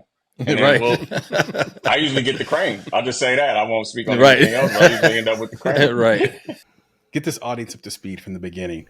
What is Humans of New York? Who is your grandfather? Why? And how did you meet Brandon and how did you all connect this into a film? Yeah, happy to. So if you asked me when I was 13 or 14, who is your favorite artist in the world? If you asked people in my class, they would have said, I don't know, Drake or Kanye West. I would have told you Brandon Stanton because I was obsessed with his art since I was a kid because I loved like humanitarian kinds of projects in general and work that spoke to that greater commonality. And it's probably because of the way, you know, our grandparents raised all his grandkids, not me, but the things he talked about. And his art seemed to reflect that. I mean, I remember seeing this picture of as a construction worker with one arm holding something on his blog, and his question was like, "What are your problems? Tell me about your problems." And his answer was, "No problems." Right? And it's just like you got these snapshots into how other people lived, and it broke down all sorts of stereotypes and all sorts, and it just got to like the real heart of what holds us all together, right? And so, you know, when I became, I don't know, 24, 25, like I was always looking, hey, is there anyone I can reach out to? And then someone mentioned I you know, met him or I know have his email, and they connected us, and then I sent him an email, and I was so excited and never heard back. And then 6 months later, I just thought, hey, you know what? I never heard back. I'm just gonna swing at it again, and I did. And funny enough, he said, let's jump on a Zoom call, and we jumped on a Zoom call. And outside New York, he has a place in Georgia, which is where I lived, and it was 10 minutes from my house. And so we went out for a steak dinner one night and spent 3 or 4 hours talking. And told him told him what his art meant to me, and we chatted. And he had been to Iran and had done a really cool story there of the people, right, and showing them, hey, these are not their government. Don't mistake Iranian people for this Islamic republic that's holding them hostage. And I thought that was a great service. And so people who've done that, like Anthony Bourdain himself, are people who mean a lot to me. I think their art means a lot to the Iranian people in the community. And so at the time I talked about my grandpa. He's like, your grandfather's an 88-year-old man. And I told him, but like, you have to hear what he did. And to me and our family, he's a hero to a lot of Iran, to a lot of people. He's a hero. And he was a parliamentarian who came from a very wealthy family and said, wealth is not what matters. It's what kindness and service. And, he was a parliamentarian who, imagine a senator who takes a salary and just dumps it all back into projects in his region, and over 190 development projects. And by the time the revolution happened and all the other senators are worried about, the parliamentarians are worried about how much money to left in my bank, one of them came up to my grandpa and was like, why are you not freaking out like the rest of us? He goes, I have $14 left, $14 left in my bank account. Like I didn't come here to take from the country. I came to give back, because he really believed in service. And he was just like my grandma always says, Pivys, you're too much of an idealist. You're too good for this world. You need to start learning the game everyone else plays. But he refused, and Brandon understood, but he goes, how do you make an 88-year-old man relevant to, a modern young American audience? Like, it's too quiet of a story. And he said, I'll do like an hour. I'll do 1 or 2 interviews. It won't take me more than 2 hours. I'll do 1 post. And he came over, and then he came over, and then he came over, and then he came over. Yeah. And he kept asking me to come pick him up and drop him off. And it was like I was picking him up from school and dropping him off. And we were both learning at the foot of the school teacher, which is my grandfather. And he told me, he says, Rustam, I'm at a point in my career where, I've accomplished a lot, but no story in my life has transformed me the way your grandfather has. And I think your grandpa, his impact in my life is, among the top, 3-4 individuals who shaped my life. And so to hear someone who I always idolized as a kid, who was one of my heroes, to look to my other hero, my biggest hero, and see what I see in it and share it with the world, it was extremely affirming morally and validating. And just to pitch myself, I thank God, for the unbelievable blessing to have that moment. That's something that will always be, no matter what happens. And I'm grateful to Brandon Stanton and grateful to God and grateful to my grandfather for having that those 9 months together. 9 months, man. That's insane. Like I'm a follower of Humans of New York too, and I got one of the books here on my shelf, and I'm thinking back. I'm like, is there any other 54-part series on Humans of New York? I don't think so, man. I think this is one of one, and it will always be one of one. It's pretty awesome. It is. It's so beautifully written too. It's like, I knew the story, but when he released it, like I already had made the film about it, and I was still reading it, and I'm like, oh my God, this is amazing. This is so beautifully told, and yeah, you got to hand it to the man. What was the timing like on that, by the way, on Humans of New York and the film? Like, when did they overlap? How'd that work? So Rostam had called me. I don't know how far you were into the interviews, Rostam, but he had called me pretty early in the process when they were starting the interviews, I think. And I think it was, I don't forget whose idea it was, maybe Rostam or Brandon's. Was like, we should probably just get this on camera just so your family has a record of it. Right. Like, do you know any filmmakers that can come out and just put it on camera?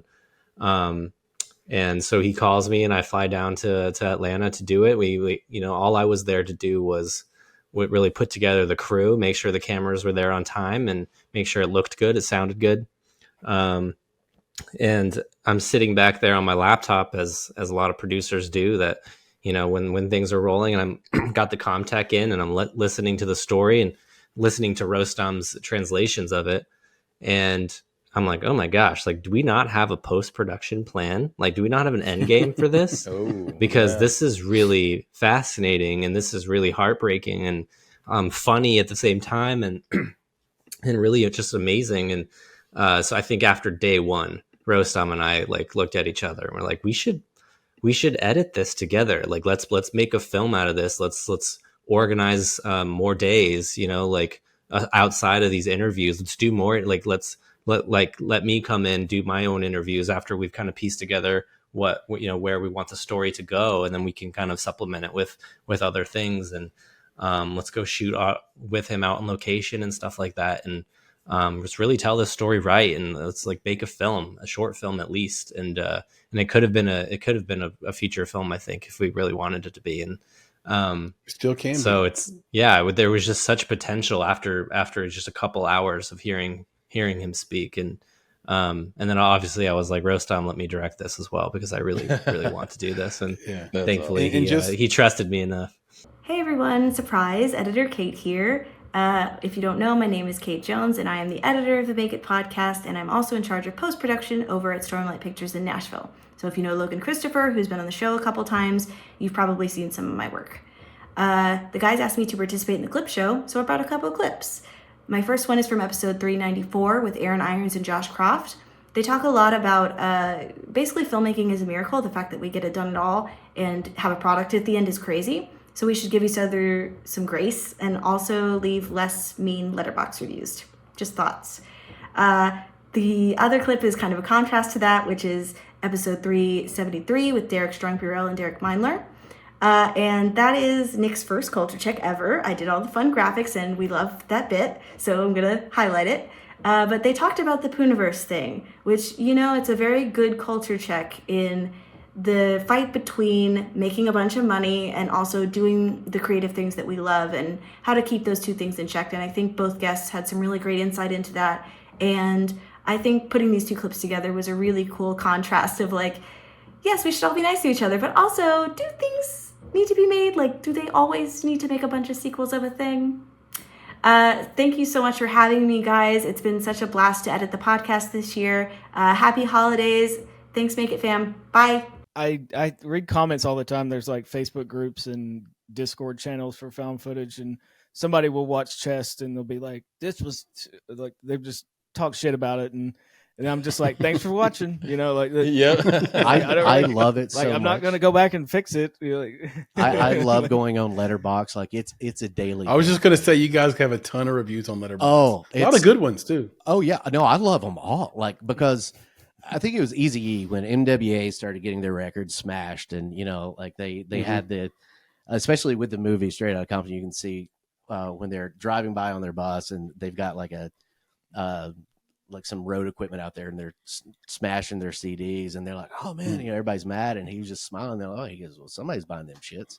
Like it's somebody is, and as long as they're watching it, I don't care what they say. And the reviews. And here's the thing, so that community, they're watching it all the way through too. Like that's Right. the key. They're not turning it off. They're Right. literally, they could hate it from beginning to end, but they're voracious.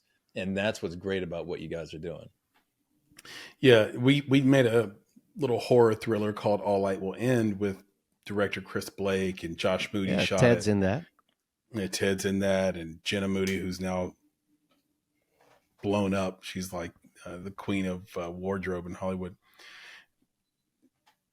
That movie has more reviews than some of the biggest movies out. And you're like, the horror community is insane. Like, I think it's close to 2,000 reviews in the aggregate for a movie that is frankly a 4-star movie and out of 10.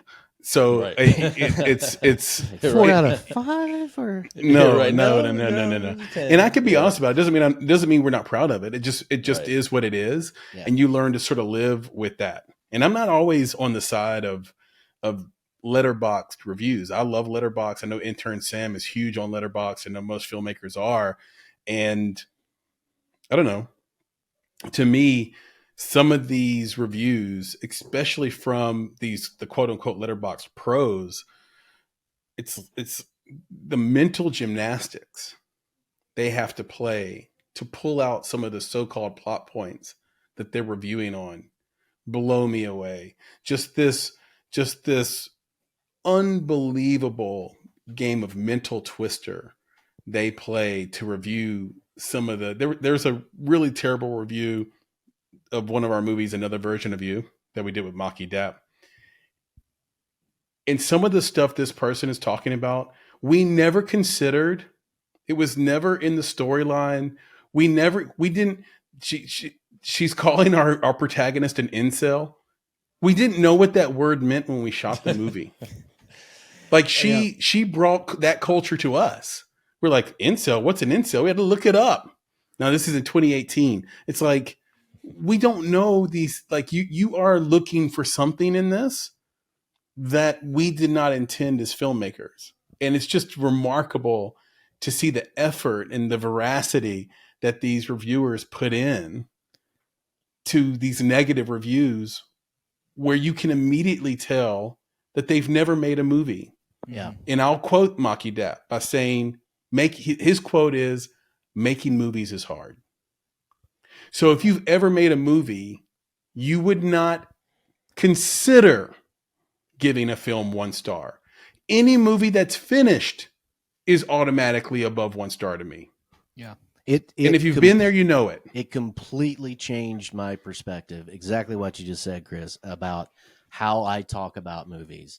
Like after we made Chess, while we're making it, it was just like the curtain went up of I will never say anything. Like I'll be critical. I'll say, all right, well, this is what I didn't like about the movie or what I did like, but I'm just not going to call it trash, especially local films. And I think this is really important to, for people to really pay attention to. And for the most part, I think the Nashville community does a great job at that. Everybody's supportive of each other, but I mean, everybody likes to jab and poke some things, but making an entire, especially a feature, anybody that's made a feature film, I don't care how bad it is. And I've seen some really bad ones from people that I know, but I would never to their face or behind their back say, there you go, that's trash. That shouldn't happen because you finished a movie. Finishing a movie is really, really hard. And to finish it and not come out on the other side of, I'll never want to do this again. I hate everybody that I've done this with. You could be friend. Me and Aaron known each other most of our lives. And, I was really worried. I was like, I hope that we're still friends after this, but we never really got into fights or anything, but it's something that I think that's just so important. And, Ted Welch, friend of the podcast here, he's said this so many times to me and Aaron too, of, it's so much easier just to be a nice person, about things. It's kind of difficult to be an asshole. If you really want to commit to that, if you really want to be one of those letterbox reviewers that your life is just consumed of negativity and you want to put that out there, I'm still going to take your money when you go watch the movie and say something about it. But it's unnecessary in those kind of hateful ways. That's the reason why I'm not a huge fan of social media in general because of that. I think a lot of it's just really toxic, but again, just, local filmmaking does a pretty good job at it, but I will never say anything critical about someone that's made a movie and finished it, no matter how bad it is. Yeah. Unless it's Birdemic. If it's Birdemic, then I think it's okay to say that. Hey, he's making a living. I love it so much. I love the Riff Tracks version so much. They've made 3 of them now. They may make another one. It's a train wreck that I can't stop watching. Yeah, I'm going to write that down. Birdemic. The two like main philosophies that I came through when I made my first film and that I applied to the second one was, I'm not going to spend millions of dollars on a film to try to make this like epic thing, because it doesn't matter what you do. People are going to just crap all over it. No matter how much money you spend, no matter like how much time you spend on it, people are going to have the same effect as if you just had fun and didn't break your entire life apart trying to make a film and tear your friendships, your relationships apart. Like that happens to a lot of filmmakers. And so I just go with it. And if I don't have money, then I just figure out another way to do things. So if somebody was to say, hey, I want to give you $1 million to make a movie, I might spend half of that on the movie and then just pay everybody a lot more. Yeah, well, I got to knock out that culture check. See, they weren't ready for that. Derek was like, "Whoa, we gonna step back." I've got to. He's like, "Y'all up in my face, bro." I've got to cut that into a media. Yes. Thing. All right. Just press a button and hear it over and over again. You guys know Film Riot by chance? Yes, we do. Yeah, like the turbulentest place. Yep. We got to go that. Yes, right. Exactly. Yeah, we should have our editor put it's got a shake and everything, right? Yeah. Video. Yeah. Culture check. Yeah, just have Lego blocks crumble down. Yeah, like lungs are not mine, bro. No, lungs are not mine. Yeah. All right. So here's the deal. All right. So we talk about make it and what it means. You guys gave some great answers, and previous guests give great answers. But I think there's still this thing in our culture when you have, let's call them independent films that I don't know. Some people could say they're substandard, right? They're not great, but they make a bunch of money. And it begs the question, which route should you go? Right? Should you stay authentic? Should you stay true to your art and your unique voice when to the left of you is a $5,000, let's say a $50,000 film that made $5.2 million, but everybody said the movie sucked. Okay. So in the news as of late, there is a series that is they're feature films. Okay. And I just found out that the third part of this series has recently been announced, as it's going to happen, I think, in 2025. And Chris alluded to he mentioned this earlier, this film, without even realizing that this is going to be part of the culture check. Oh. Okay. Are you ready for this, guys? The third installment of Winnie the Flippin' Pooh, right? Which is this sad with blood and honey. You know, everybody says it's terrible. Blood and Honey 3? There's going to be a Winnie the Pooh Blood and Honey 3. I think people can't even believe there's a 2. Yeah. But I need you to understand that it was made for $50,000 and made $5.2 million in the box office. Number 2 was made for, I think what they're saying is $500,000 and has significantly improved upon the first one. But people are still saying it's not good. Right, it's going to be better, but still not good. And it might make, let's say it makes twice as much, right? But it's still, you're going to be making tens of thousands, hundreds. Like it's crazy. Okay, so now you're making $5.2 million off of a $50,000 movie when other filmmakers are trying to be true to their art and true to their voices and aren't making near this, nor are they getting greenlit for multiple films. And you're talking about 2 just came out and 3 has already been approved. Wait a second. What do they say in the commercials? But wait, there's more. I also read that there are some people making, and I don't even want to say the word because it's just, I'm never going to not say this word again. I'm going to say it every time I get a chance. There's a movie that's going to be a spoof of Avengers, and what they call it, it's Avengers Assemble, right? They're making a movie called, are you ready? It's called The Pooniverse Monsters Assemble. As in Winnie the Pooh. And it's going to be featuring Bambi and Tinkerbell and Pinocchio and Peter Pan. It's all of these now available characters, right, that are in the public domain that they're now turning into these monsters, kind of spoofing the characters of their childhood. So the Pooniverse is upon us, gentlemen. I'm going to write down. Right. And we are over here making cerebral... We're making cerebral movies. We're making impactful things. And yet they're making millions of dollars off of Winnie the Pooh, Blood and Honey. So that's the culture check here. Like, how do we battle this as filmmakers in our minds about when you're watching this kind of money flow in on this, when you're trying to be an artist, you're trying to be an auteur, you're trying to speak your voice or speak the voice of a community. This is what's making money. I have a ton of opinions, but I want to hear what Dexter has to say first. I had a lot of thoughts as you were describing this. You know, it's an attention-seeking culture, and you know, God bless them for coming up with that. The last thought I had was, would you be wanting to stand at next to that crowd of people at like the rap party? Would you have would you have anything to say? No. Right. No. So, you know, I'm glad. I guess I'm just glad I don't have to go to the rap party for that. You know.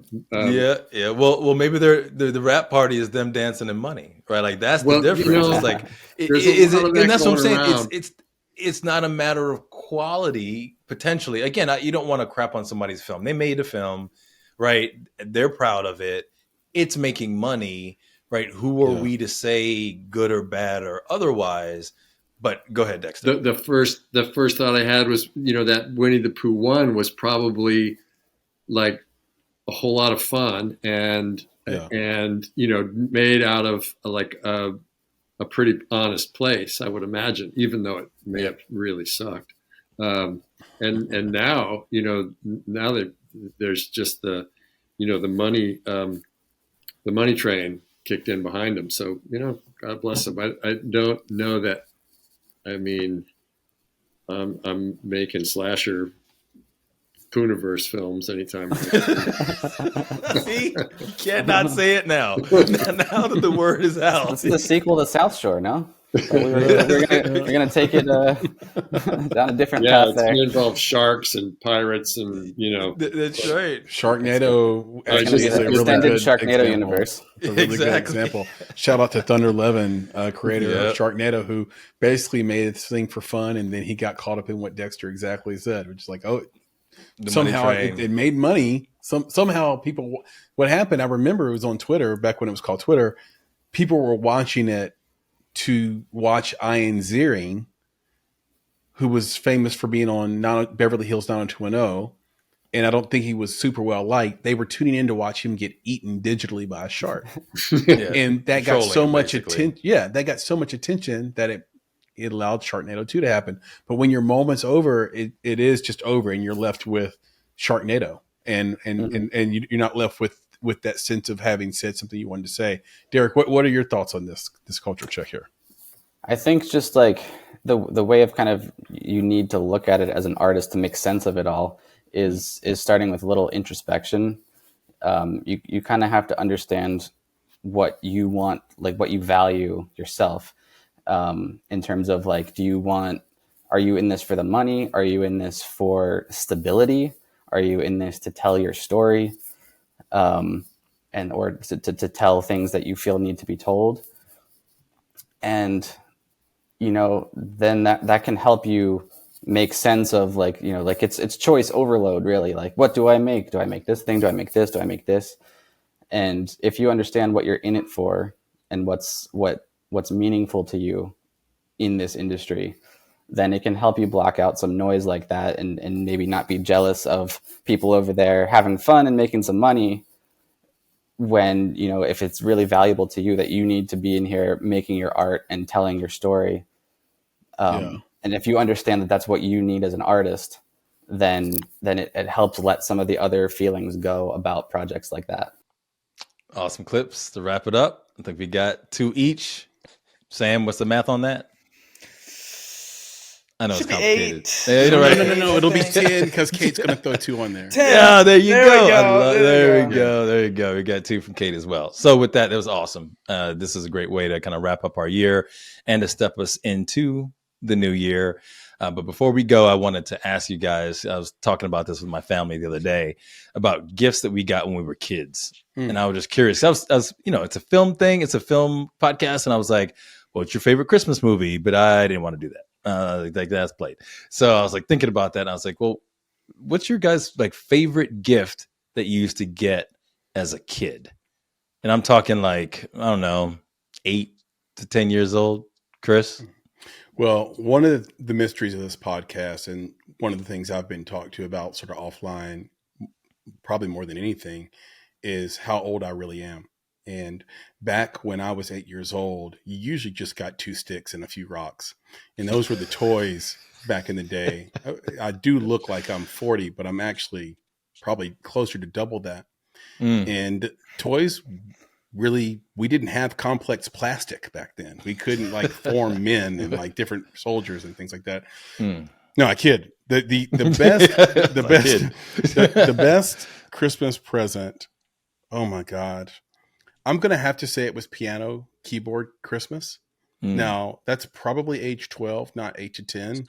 Okay. But it slightly beats Nintendo Christmas. And the reason why is because that Nintendo was actually for me and my sister. Okay. And so, or for me and my sister, you can bleep that name, Kate, if you'd like. So that wasn't really my gift only. Although I have to say I got a ton of play out of that Nintendo. So probably the Nintendo at the time I was probably more excited to get it, but the keyboard really was the sort of the entry drug, if you will, to the rest of my life in a lot of ways artistically. So keyboard Christmas for me. I like it. All right, let's jump to PB. Papa Bear. Okay, well, I want to ask Chris though, when he got that Nintendo, does he remember having to, the cartridge you put in? Did you have to pull it out all the time and blow on it All to the get it to time. work? All the time. Yeah. Pause. What's with that? Yes. Well, I'm not technical in that way, so I don't really even know if the blowing. So I have a suspicion, right? There's a question out there that's like, that basically goes like this: what's one thing you believe that most people would disagree with you about? Well, I have a lot of those, and one of the things I disagree with is that blowing did anything. Now you can blow all you want, but I don't know if it's going to make you or the machine happy. So there you go. There's your You're answer. not back to talking about polls, are you? No. We're just talking. We're talking about cartridges. I thought. Serious. Okay. Yeah, this is... All right. So I got up to a lot of mischief with my favorite Christmas gift, and at about that age, about 10, and it was a chemistry set. I could really chemistry Christmas. Yeah, chemistry set Christmas. That was great. It had like, I don't know, 100 experiments in it. I like it. I like more, it. Yeah, more fun than you can imagine. All right, Intern Sam, what you got, man? It's a tough one. I'm going to go with be a little older. I think it's like 13, 14, just a little bit. Okay. But bias. The girlfriend, right? It's not. It is. So I got an iPad. So I was into art. Unfortunately, I don't draw as much as I used to, but I was really into art for a long time. I took a lot of years of art classes, and I really wanted an iPad to do digital art on. And so I got one of those. I think this was it's longer ago than I thought. I think it was 2017, 2018. So I was a little bit younger. But that is really where I got deeply into art. And that I remember I used that thing day in and day out, especially throughout 2020. And that's really where I kind of solidified my appreciation of art and being creative and having a medium to really be creative in. When I wasn't as into filmmaking or didn't really understand it, I had that connection to art and to be able to have that outlet. And so I'm really grateful to have that experience. And it's really helped me now to be able to understand the value in art and in animation and in those fields. So I think that's got to be the best Christmas gift I've gotten. I love it. Oh, iPad awesome, Christmas man. and keyboard Christmas are very similar. Nick, what about you? All right, so mine is simple. Blank cassette tapes. Yeah. Literally that had I had a Nintendo Christmas, and my parents hid the Nintendo on the side of a bed that some kids were sleeping on, and kids fell off the side of the bed and landed on the Nintendo. So the Nintendo was never the same again. So we used it. It just wasn't the same. But I will say that the cassette tapes. Now, so Sam doesn't know anything about this, right? So I used to get that 9-pack, bro. You don't even understand. That 9-pack of blank cassette tapes was kind of like the iPad. It was this blank canvas now that I could use for whatever I wanted to use it for. And I grew up at a time when if you wanted to listen to some music, you wanted to make a tape, right? You plug that sucker in and the song would come on the radio and you hit record, right? And you'd make your slow jams tape off of what you heard off the radio, and you'd make tapes to give to other people. And then if you tried your hand at music, then you would record on your tape. So I could play my saxophone and record and do all, but it was just, you could do this over and over again. You could erase it, right? Start again if you needed to. There's just so many different options that you had. And I was an introvert. So being by myself, listening to music, right? Listening to music, playing music, the cassette tapes were everything for me. And I don't know how many years in a row I got those. And it was just I don't know. It's an exciting feeling every time. You know what the common thread is between all of our gifts? We all got something that gave us the opportunity to create. Get that right. So if you're out there listening and you are giving gifts, give the gift of creation. And it seems like that'll be the thing that, people will remember the rest of their life. Now, there's a lot of ways to give that gift, as Papa Bear is chuckling about in his own head right now. But if you take it in the literal sense, give something people can use to create things, create art with, create a passion with. Because I had those blank cassette tapes too, man. I would record the top 9 at 9 on 92Q. I would record the top 7 at 7. I would stack harmonies. I would write songs on those blank cassette tapes. I even, when 9th grade, I had a girlfriend named, you can bleep that name if you want to, Kate. And she completely broke up with me and was seeing some other guy. I wrote a syrupy R&B song and gave it to her. It was horrible. You know how bad she came running back? No, not at all. You know how bad you have to be simping to have your homeboy guest feature on a song you wrote for another girl that broke up with you? Hey, I had a friend come in and do runs over the top of the chorus. That's what you do with a cassette tape, man. And it's That's like, okay, like, is he going to get the girl now? Because he sings better than me. I don't know. Anyway, it's all good. Anyway, this has been an absolute blast. I hope you guys enjoyed a look back on the year that was in 2024 with the Make It podcast. We have so much in store for 2025. So stick with us. We will be back with a new summaries episode on audio only on the 29th. And from there, we'll be back in action with brand new episodes. Some of them already recorded actually for 2025. And it is going to be just an enormous year for indie film and giving indie film advice and having indie filmmakers on and having filmmakers talk and educate and inspire and entertain. So we appreciate all the love, support. What an enormous year. Hoping to do that again next year and keep this train going. If you're watching this, you know where to find us. If you're listening on audio, you know where to find us. So please cross-pollinate those. That's all we've ever asked. Also, that's right. Wherever you're at, whether it be Apple, Spotify, YouTube, like, subscribe, rate, it makes a huge difference. It really helps us with sort of searchability and discoverability and all those things. And certainly not the front, just it helps with the business of the podcast as well. So do that for sure. And go find our gear. So when this airs, there will be probably about 5 days left.